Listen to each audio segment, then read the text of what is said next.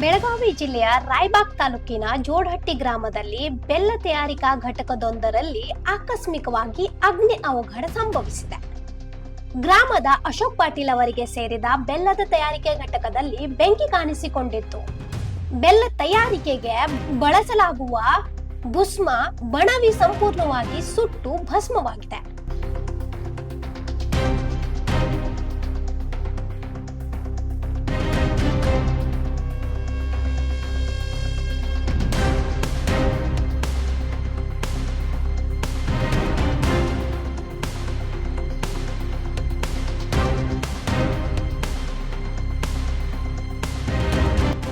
ಘಟನೆಯಿಂದ ಘಟಕದಲ್ಲಿ ಕೆಲಕಾಲ ಆತಂಕದ ವಾತಾವರಣ ನಿರ್ಮಾಣವಾಗಿತ್ತು.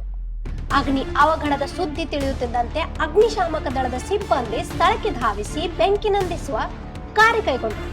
ಸತತ ಕಾರ್ಯಾಚರಣೆ ನಡೆಸಿದ ಸಿಬ್ಬಂದಿ ಬೆಂಕಿಯನ್ನು ನಿಯಂತ್ರಣಕ್ಕೆ ತರಲು ಹರಸಾಹಸ ಪಟ್ಟರು. ಅದೃಷ್ಟವಶವಾಗಿ ಯಾವುದೇ ಪ್ರಾಣಹಾನಿ ಸಂಭವಿಸಿದ ಬಗ್ಗೆ ಮಾಹಿತಿ ಲಭ್ಯವಾಗಿಲ್ಲ.